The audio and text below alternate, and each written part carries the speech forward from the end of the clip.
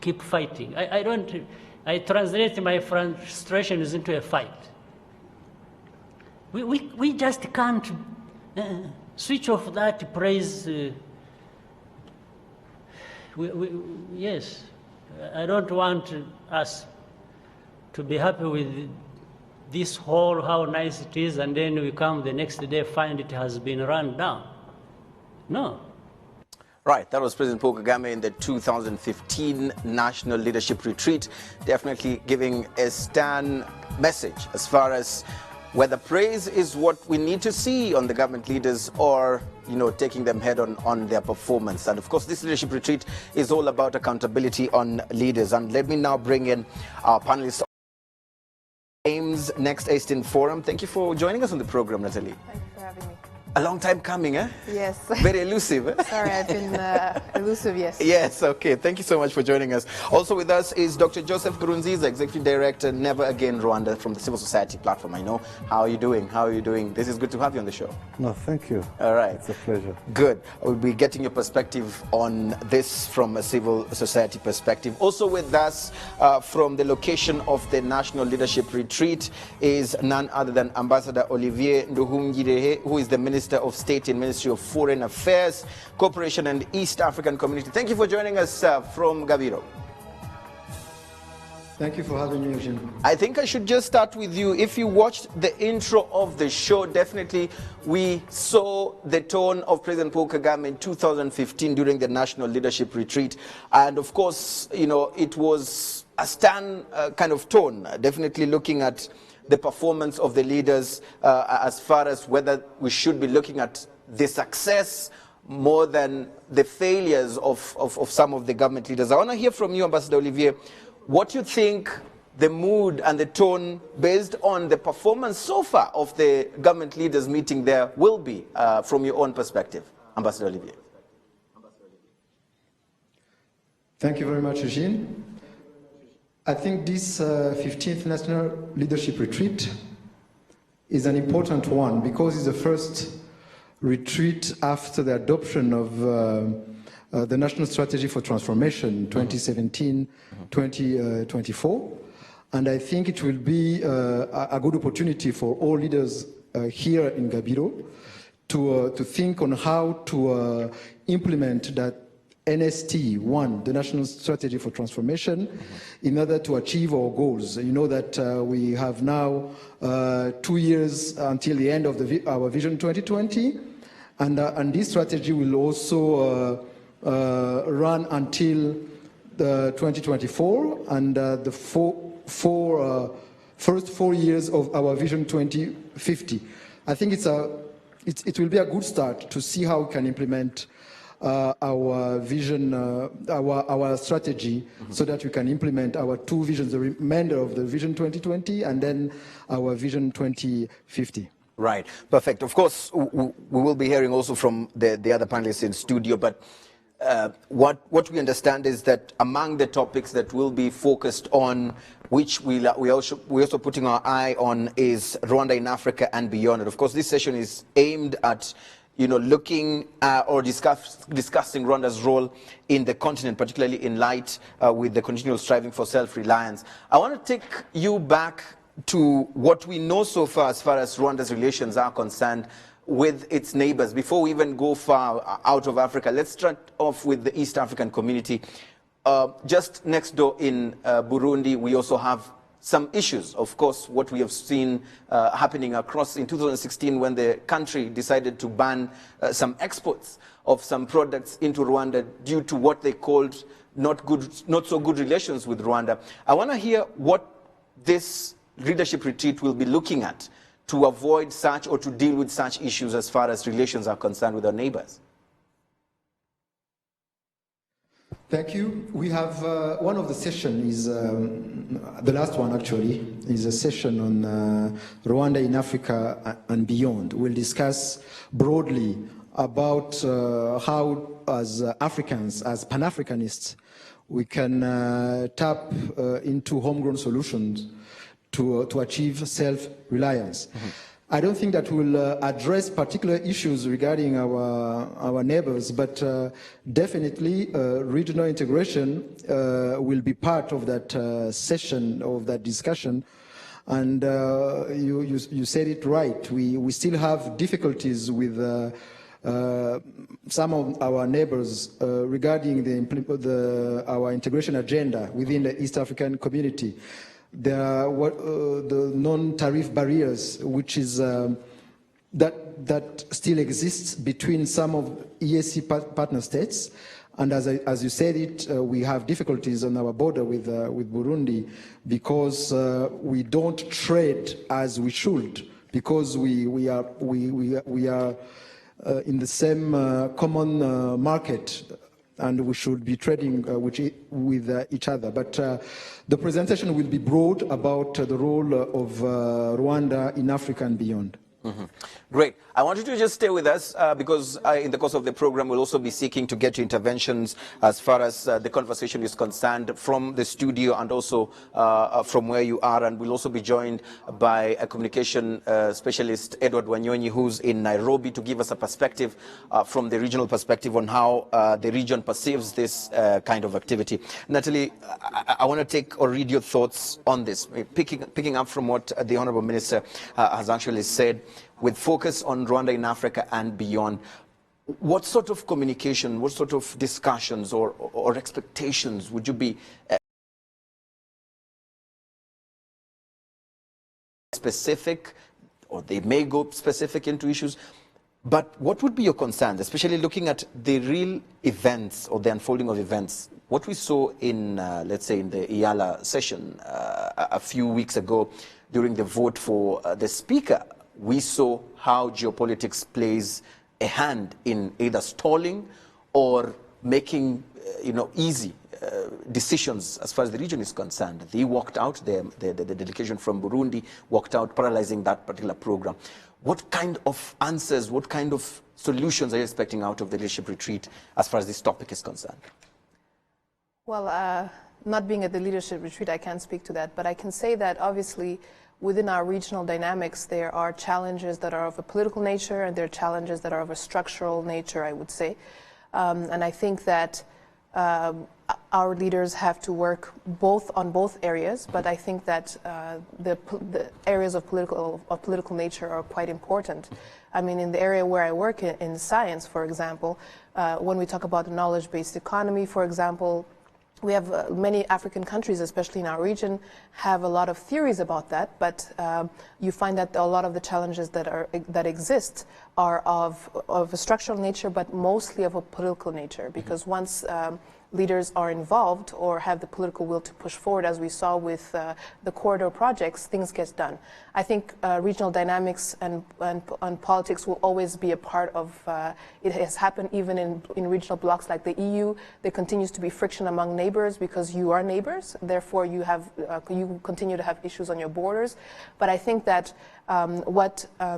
our leaders in the region finding common purpose, common projects to work on for our common good is the way to go. And I believe our leaders are doing that. They're doing a frontal discussion as well as diplomacy, which is what is required. We have so many challenges. As you know, that on the West African bloc, they're doing a lot more. They're getting advanced more, whereas infrastructure projects, their monetary union, etc., they're much more advanced, and the East African Union has a lot to do to catch up. Right. And of course, if we look at it from the civil society perspective, I want to read your thoughts also, Dr. Joseph. How do you, first of all, read the tone, the objectives, and of course, the kind of focus areas as far as this leadership retreat is concerned from a civil society perspective? You do follow up on issues of health. You do look at issues of, access to major basic needs for the people, not just in Rwanda, but of course across the region. What sort of solutions also are you expecting out of this leadership retreat in these areas? Yeah, thanks a lot. Of course, I can say that it's work in progress. There are lots of challenges. What the development we want or the interventions that are needed, they all result from the economy. Mm-hmm. So if the economy is not moving the way it should, then the achievements or the improvement in the health services, the citizen participation might not be achieved. So that's why I'm saying that I'm not expecting solution 1, 2, 3, but the most essential thing is that the government is taking time to sit and look at what has been achieved in the last 12 months, and also what are the challenges that they've undergone, and what are the plans ahead. So that alone indicates that there is accountability and also transparency, because at times if people don't sit and look at where they are coming from and where they're going, so it's very hard to achieve universal health care, or even to achieve the real meaningful citizen participation. So to me, I think the solutions might come even in 2 years or 3 years, but the most essential thing is that they are sitting and they are having a reflection on what they've planned and looking forward to 2020 and also 2050. So it's great that they have time to sit and forge the way forward. Some of those issues. Let me bring back the Honourable Minister. If you're still with us, I'm sure my panelists have also talked about some of the things that they expect and some of the projections or expectations that might not really be seen immediately. But I know for sure, or in one way or another, this issue might come up in the leadership retreat. You might correct me if you can, or tell me if it's part of the agenda. The issue, when we talk about Rwanda in Africa and beyond, of course, we are also looking at the kind of image that Rwanda is building for itself, the kind of brand we want out there. When people talk about Rwanda, what should they be saying? What should they be thinking about?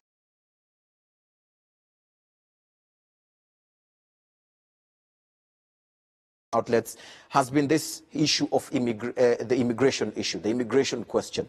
Rwanda has offered in many ways to support African victims of human trafficking in one or another. And of course, this issue has been received with mixed reactions, especially when it comes to the issue of Israel, the Israeli immigrants. I want to hear from you, Ambassador Olivier. Rwanda says that, the Israeli immigration issue is not our problem. For us, we are just opening doors for people or those who are feeling like they are being affected where they are, and they feel like they want to come to a place where they can call home. Based on our historical background, we are ready to take them in.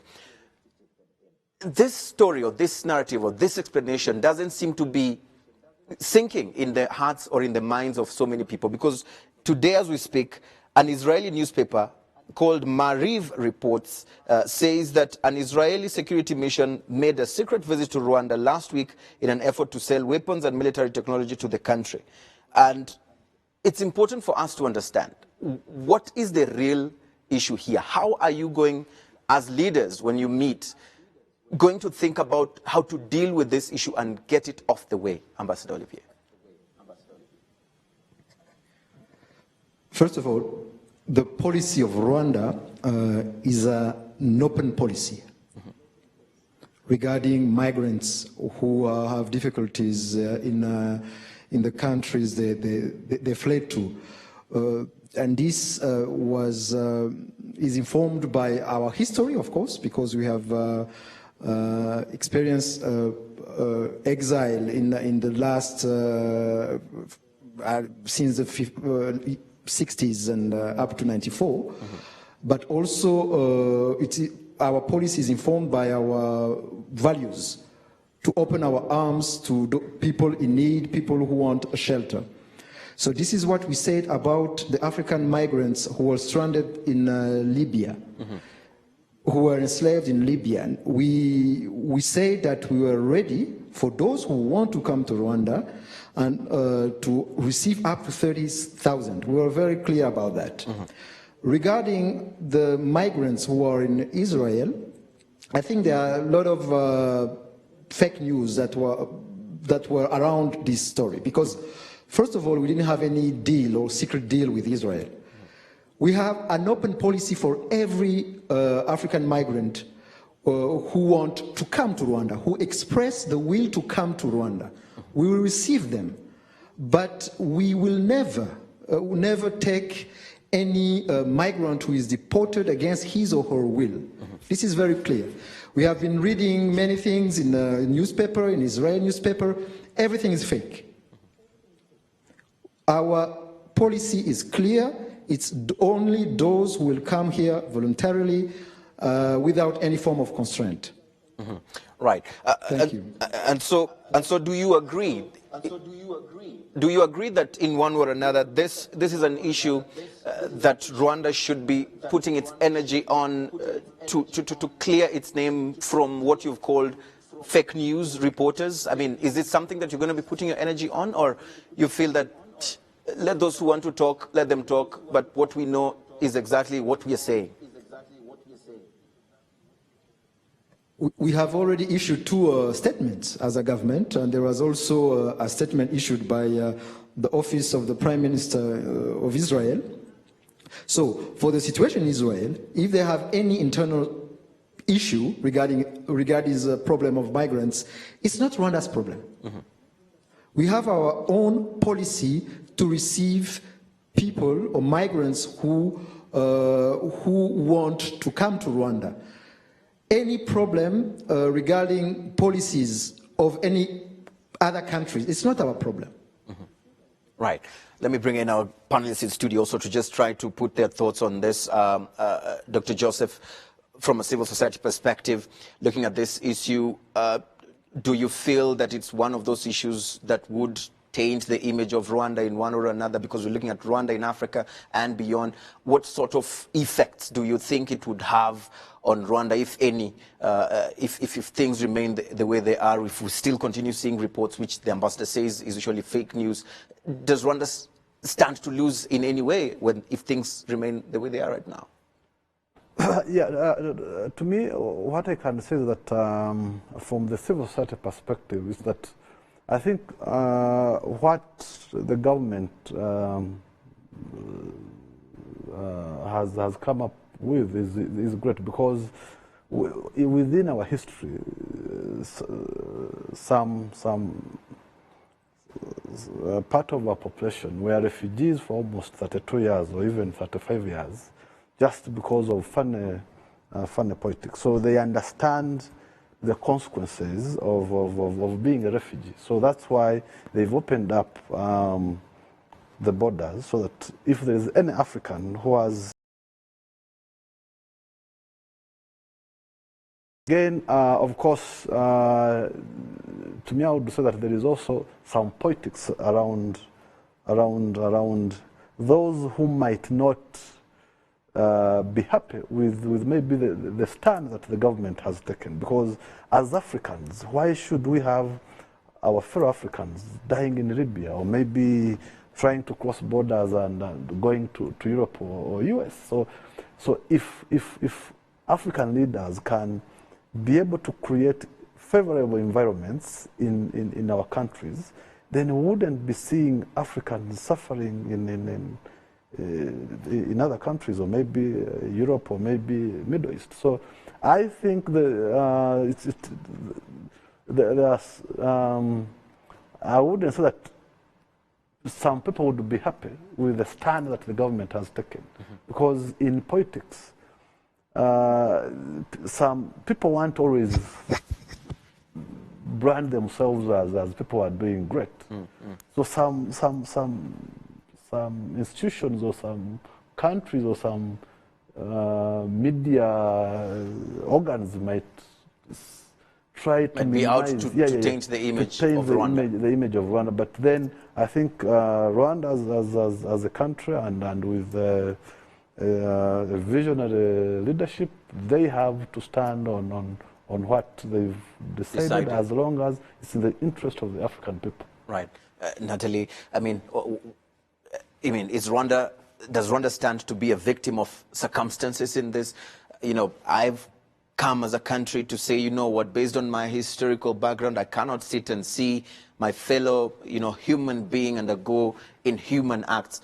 And then at the end of the day, Rwanda becomes, you know, a victim of this, being seen. I mean, do you also read it in the same direction? Well, it's not the first time that Rwanda has to deal with fake news. I think we've been dealing with fake news for quite a long time. And so there's finding that balance between responding to every fake news that comes out and actually responding to things that are of importance. And I think that there's never a good response to that. You have to find a balance as a government. But I want to broaden the discussion a little bit, because I think the way that migration is being discussed, it's very much a simplistic view, because they are refugees who are enslaved in Libya, but they're also refugees because of migration. And then if we broaden the discussion even further, they're expatriates who are migrants who come to Africa from other places, and they're considered expatriates, whereas if it's the opposite, they're considered refugees and economic migrants. And so we also have to talk about the terminology that's used around migration, and talk about the bias specifically related to Africa, because even when people who are migrating here for economic reasons, they're called expatriates when they're coming to Africa. So I think we should not fall into the simplistic discussion about what is happening.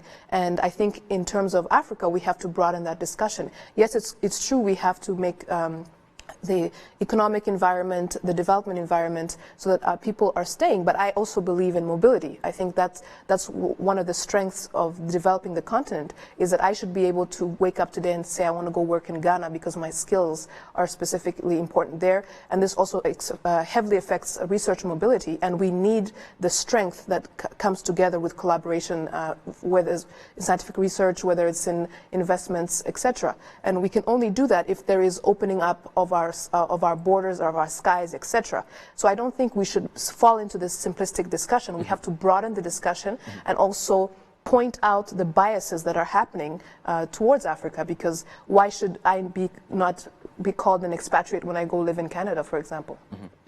Indeed, and of course it's really significant that we have that perspective as well. Ambassador, if you're also still there with us, one thing that is also very important when we're looking at this particular topic of Rwanda in Africa and beyond is also considering the state of the citizens of Rwanda, from whatever part of the world that they're living, especially when it comes to those who want to work outside of Rwanda. And I want to bring your attention to this issue, which I believe is not a new issue. It's something that, you know, communication has also been given towards it. And it's the issue of Uganda, which I would like you to just make it clear. I mean, give us the official perspective of the state of affairs as far as Rwanda-Uganda relations are concerned as well. And as you go to this retreat, what sort of reports will you be looking at? What sort of conversations will you be having as far as strengthening these issues of the relations between these two countries are concerned? There are reports or claims that things are not standing out well as far as Rwanda and Uganda is concerned. And there is even a report of a protest letter that was sent to Uganda over the arrest and deportation of some citizens who were doing business in Uganda. I'd like to hear how you would describe the relations between Rwanda and Uganda today. We have, I would say, difficult relations lately, and you said it about Rwandan citizens in Uganda who were arrested. And we have been engaging the government of Uganda to try to solve this issue. And our head of state met twice in Addis Ababa in the margins of the last AU summit. And we hope that the situation will evolve positively. All right. Just for purposes of avoiding speculation, I'd like you to also clear the air on the fact that there are reports that probably the issues could not just be about this deportations or the arrest of these locals, but there are those who feel that it emanates from the issues of some deals that Rwanda and Uganda did agree on as far as regional projects are concerned, and Uganda did decide to pick on a different partner without consulting Rwanda. I'm talking about the oil pipeline and also the power generation projects that Uganda decided to actually go with South Sudan, leaving Rwanda sort of hanging. I mean, could this be part of the reasons as to why things are not looking out good in the relations between Rwanda and Uganda? Rwanda and Uganda, we are neighbors and we are members of both partner states of the East African Community. And of course, one of the projects of integration in our region is infrastructure.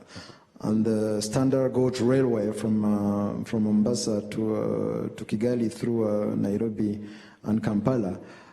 So we have some of those projects who are still ongoing, who have encountered difficulties, and we are continuing within the EAC, but also bilaterally, to try to solve those issues, because it is important that if we are partners in a community as the East African Community, we need to promote those projects. We can't have integration without those infrastructure projects.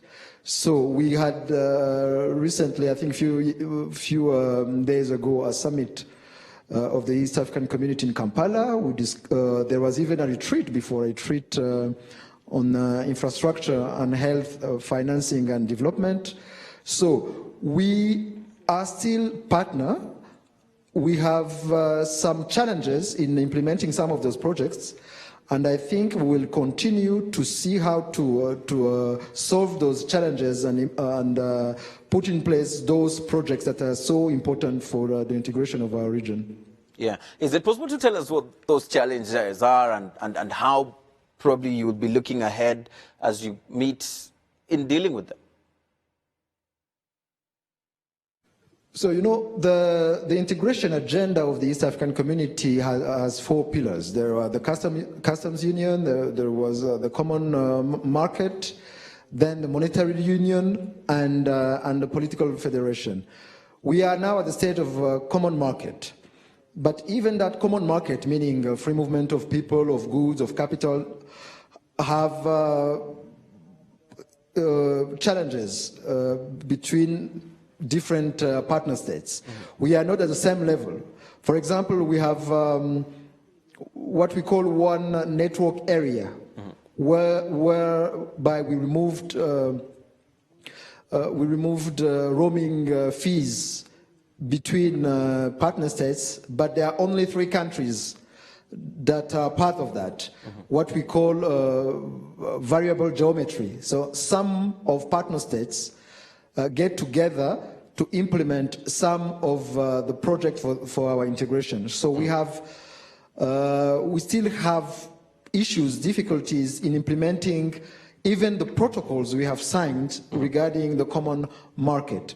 So we are discussing with partner states about how to fast track all those projects, including the infrastructure project, so that we get to the next stage, which is monetary union. Right. All right. Let's try and read your minds on this particular issue as far as the issue of projects within the regions are concerned, and the effect that they have as far as the relations between the East African countries are concerned, what they have.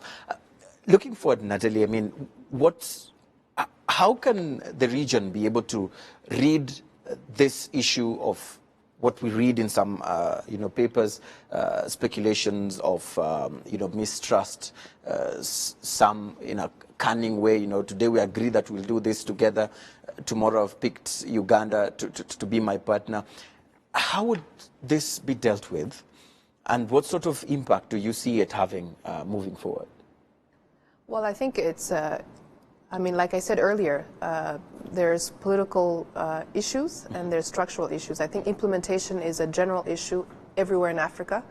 Whether you sign a protocol, you sign an agreement, the strength of that agreement is how you implement it. And, one of the things I admire about our president is his emphasis on implementation. And his comments to Mwenda was accurate to say it's good that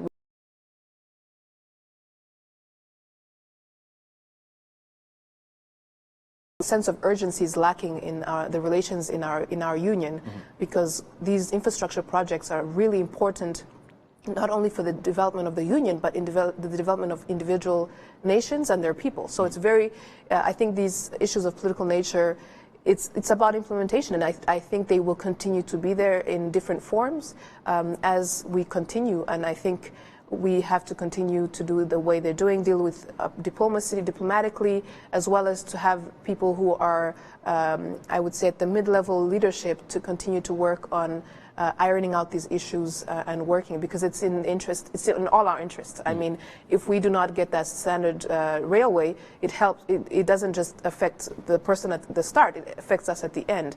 And I think that changing our minds and saying I have a better partner in this one is fine, but I think we have to think about also the spirit in which the union was created. It's also on a Pan-African level. We have to think about that even at the African Union.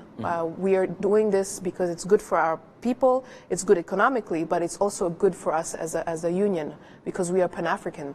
We're more alike than we are different. Right, and of course also looking at this, there are some also positives that news that come out of Rwanda. For example, Transparency International's Corruption Perception Index, which ranks Rwanda as least corrupt. We also have one that says that Rwanda is actually most secure country, top 20. Yes. Ninth, actually. Yes, number 9. And when you look at this, Rwanda can't do it alone. If Rwanda is secure, but your neighbor is not secure, it affects the people of Rwanda who are actually trying so hard to be law-abiding citizens. So looking forward, basing on this topic of Rwanda in Africa and beyond, for how long will Rwanda continue doing it on its own? And doesn't that strain the will and the spirit of Rwandans who want to see a better Africa when the dream is not shared across the globe? Dr. Joseph. Yeah, one maybe before coming to what you've asked, that at times we need also to look at the context. As you might be knowing, it's almost now, it's coming to 24 years after the 1994 genocide against the Tutsi. So basically the country started from zero. And two, as I said at the start, some Rwandans never had an opportunity to have a country for almost 35 years. So when you look at Rwanda and these other neighboring countries, they have different history and different context. So I would say that in Rwanda, we have the Rwandan leaders are statesmen, because a statesman is someone who has no constituency. He looks at the entire, he works for the entire nation. So thinking and planning what is good for the country. So two, the politics are different. We have consensual consultations. People sit, you remember after, during the 1997, 98, the country had Rugwiro discussions. People sat and could ask themselves, what do we want? Right. What should we do? Right. So given the context of Rwanda, that makes it unique, and that makes people work so that they can be able to achieve what other countries had maybe achieved in the last 40 years. So, but again, coming back to what you had asked, that shouldn't stop Rwanda doing the right things, because you can you can mentor others, right. You can other people can learn from you, and you can influence quietly your neighbors, as long as you are always on the right track. So right. I think Rwanda needs to stay focused, keep doing the right things. So we are seeing people shifting and requesting for residence in Rwanda. Why? Because because of the infrastructure development, because of the policy, the conducive policy. Most of the things that are not where they are. Yeah, so I think they shouldn't be discouraged with fun regional. I know the regional dynamics or regional politics might affect your plans, but they might not affect your vision. So I think the leadership needs to stay focused. Mm-hmm. Yeah. Mm-hmm. Yes. I just wanted to say that I think the expectation of difficulty should always be there when you're talking about integration. Mm-hmm. And that's at a regional level, but also much more at an African Union. President Kagame is the chair of the African Union. We should not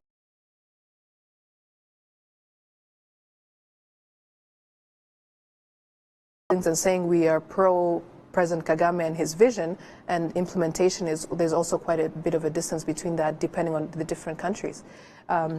I think there has to be an expectation of difficulty and trying to balance pushing ahead with trying to get people as allies on board as we go forward. But some of these things that people are saying in the media that President Kagame is forcing his way through were adopted before he became chair. And so we have to have an ongoing discussion about some of the things that we agreed to as a union. These are the things that we want to open up our skies. We want to, increase trade.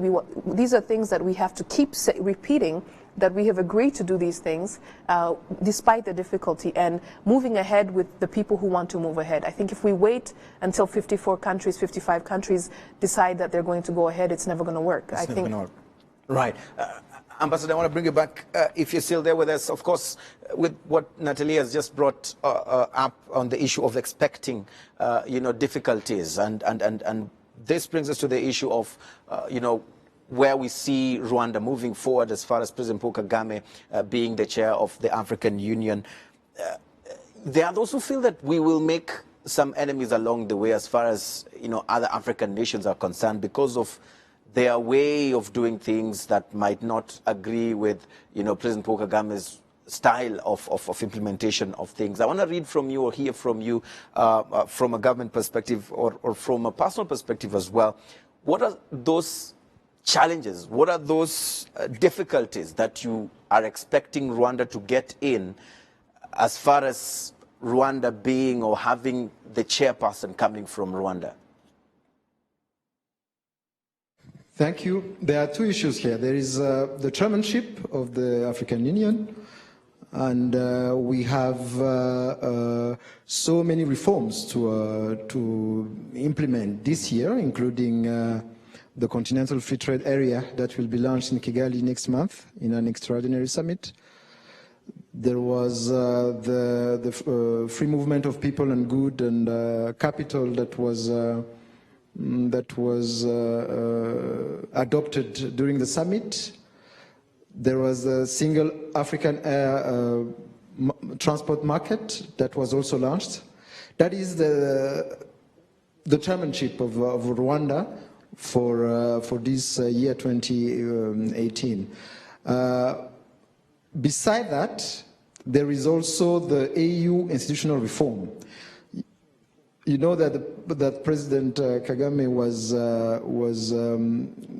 selected by his peers as the leader of this reform in 2016 in Kigali in July 2016. That was before his election as chairman of the African Union. And of course, reform is something important, but also difficult, because there are countries, of course, who are not used to that, used to reform. But in any case, we need to reform ourselves, and it's really important. What we want to achieve is to focus as Africans on priority areas that have a continental scope, and then to align AU institutions to those priorities. And third, to reform the management of our union, be it at the political level or at the operational level. And then the last one, which was commented in the press, is the financial autonomy of our organization, because it's unacceptable that a continent of more than 1 billion people, 55 countries, still depends on donors, on partners at more than 75%. So there was that proposal of a levy of 0.2% on eligible imports to finance our activities. So, and of course we had, during the last summit in Addis, there was countries that expressed concern not on the content, not on the proposal, but on the process. Some were even requesting to refer the matter to ambassadors in Addis so that they discuss and then they submit it to the ministers and then to the head of state. But we already took a decision at the level of head of state last year in January to have that levy. So I'm not surprised by the reluctance of some countries to embrace the reform, but we believe that we will get there. We have the head of state have appointed a committee of ministers, of 15 ministers, 3 per region, to discuss further the matter of AU institutional reform. I recall that we had already another committee of 15 ministers of finance this time to implement these.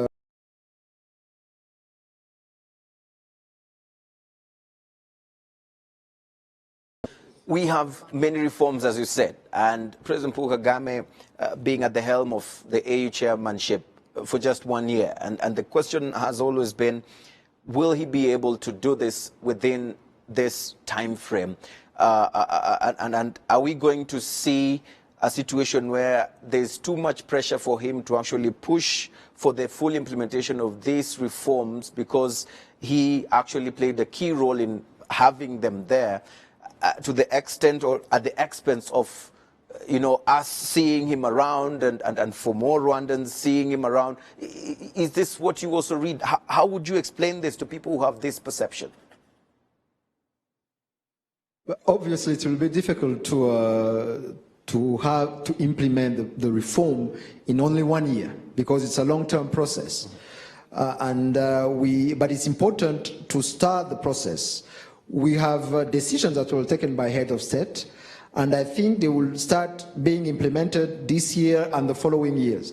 But of course, chairing the African Union is something important and challenging. But of course, all heads of state don't have that chance of chairing the African Union. But it is important that the men that head of state have selected to spearhead the reforms is also the one to chair the African Union this year. So, and we know that President Kagame will try to implement that reform with the support of all heads of state, because it's a collective effort. He's the chair of the African Union, but of course we need the support of other heads of state. And you know, for the levy, the 0.2%, we have already 21 countries that have started implementing that. So it's very encouraging, and then we hope that many other will join that process. Right. Perfect. I want to just bring in our viewers who are watching us via, online, of course, those who are tweeting us, and it's time to just read a few of those tweets. Let me just jump very quickly to our board right here on this TV here. Of course, all you need to do is just use the hashtag InFocusRW. We'll be able to read some of those tweets as they come in. One of them is right here from Joel, who's at Joel Blank 10 85, and it says, are there any sanctions in place when a country doesn't abide to any signed agreement? If so, how are they implemented? I think this is very important. Ambassador, if you're there, are you able to respond to this, especially when it comes to some of the Rwandan spearheaded reforms? When we talk of Rwanda in Africa and beyond, if there are leaders or countries that are not able to abide by these agreements, what usually happens to them? Very quickly, Ambassador, if you can. Thank you. Usually, at the level of the African Union, heads of state have taken many decisions, and a number of them were not implemented. Usually, what is required is consensus, and then if some countries don't implement those reforms, we support them to implement the reform. For example, for this levy, there are countries that have expressed concern regarding their particular situation, and the Commission, the African Union Commission, is there to help them implement, put in place that levy. So it's rather by consensus of helping each other rather than imposing sanctions. Right. So we should not expect sanctions in that sense. Another one right here from Cedric. It should first start with leaders first before corporations among member states become confrontation. For example, the problem of Rwanda and Uganda insists that the leaders first have to agree to, cooperate in order to avoid what we are seeing out there. My panelists right here in the studio, do you buy into that idea? I mean, do you see this as an issue of if we had actually agreed before, then we might not spill this over into a country confrontation form? Well, I think it's quite controversial because people complain that a lot is dependent on leaders, and then they say, but leaders should fix everything. I think there has to be two levels. We have to work to strengthen, like he said, through the reforms, strengthen the AU Commission to align with the priorities and follow up implementation. And then there can always be dialogue at the leadership level. Some leaders that started the year are not here anymore, so there has to be more than just relying on leaders, even though political will and follow-up at the head of state level, ministerial level is very important for the implementation of reforms. I think there has to be some citizen engagement, some pressure from citizens for the implementation of things that are like a common trade area, the common market that's important to us. We have to find a way to make sure that we are also involved in doing this at our level.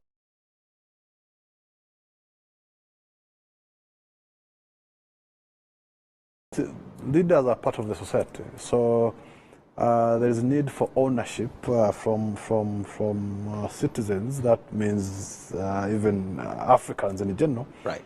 Because if any leader is selected or elected from those informed citizens, things are going to be a bit smooth. But if people expect leaders to be taking each and every decision, then the sustainability and also the continuity of some of the policies, it will be a bit hard. So there is a need for civic engagement and also to make sure that civil society are active when it comes to some of these protocols and also policies. So that they play that watchdog role in implementation. Definitely, yeah. Right. Of course, Ambassador, I would love to also pick your thoughts on that as we part, as we leave each other, of course, from studio and where you are. I want to hear your parting shot. What are you promising Rwandans, especially those who are watching us from abroad, when they think of their country back home, where it is supposed to be placed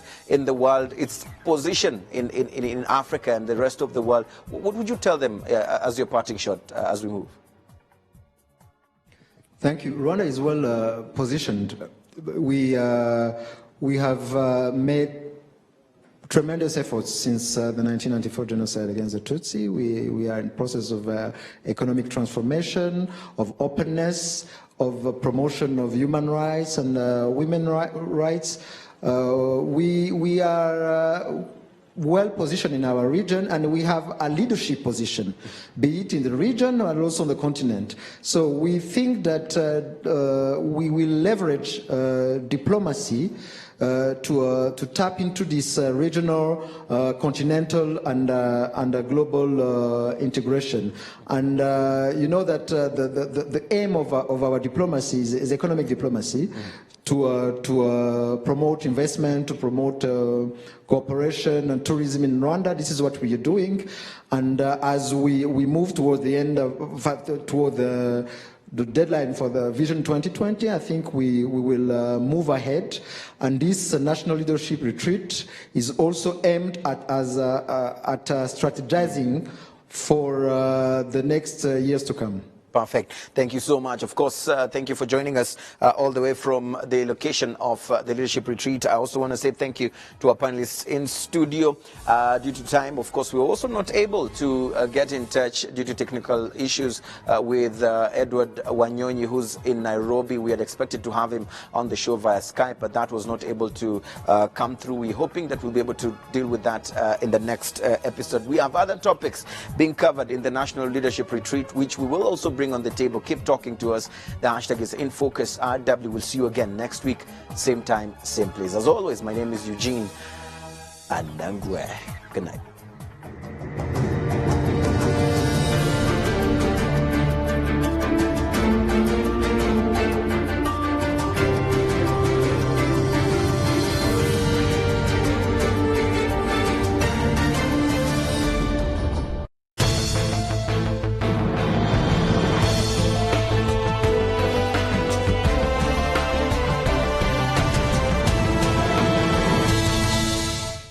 Rwanda, renowned for its tremendous ability to fulfill your dreams, invites you to connect more with your friends and family in Europe with 3 weekly